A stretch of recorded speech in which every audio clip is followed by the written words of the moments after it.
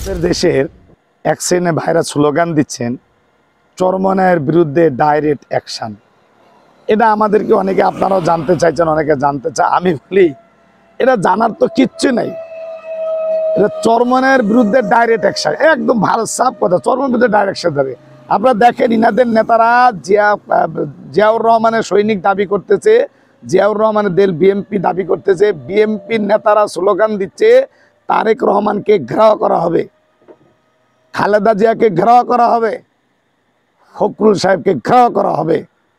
যারা নিজেদের দলের কর্মীরা নিজেদের নেতাদেরকে ঘেরাও করতে চায় তারা অন্য দলকে বলবে, এটা তো স্বাভাবিক ভাষা, একেবারে স্বাভাবিক ভাষা।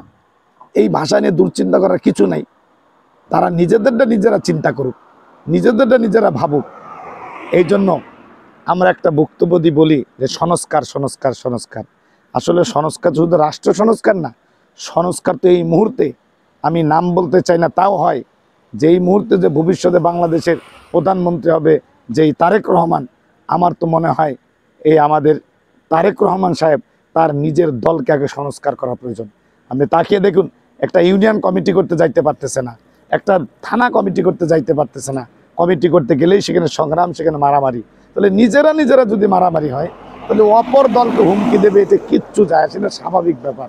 আপনারা আরও দেখছেন যে এই কয় মাসের ভিতরে বিএমপি নিজেরা নিজেরা গ্যাঞ্জাম করে ১.৫ শতাধিক উপরে অলরেডি মার্ডার হয়ে গেছে, হত্যা করে ফেলেছে। নিজের দলের কর্মী নিজেরা যারা হত্যা করে, এটা সামনের দিকে কি বলবেন বলেন? নিজের দলের প্রধান লিডারকে ঘেরাও করার হুমকি দেয়, তাহলে আমাকে আপনাকে ওদের রাস্তায় হুমকি না দিয়ে মেরে ফেলায় না, এটাই তো কপাল ভালো। আল্লাহ রাব্বুল আলামিন আমাদের বুঝ দান করুক, আমাদের হেদায়েত দান করুক, আমাদের সমস্ত মানুষদেরকে রাজনীতি বুঝে রাজনীতি করার তৌফিক দান করুক। আমিন।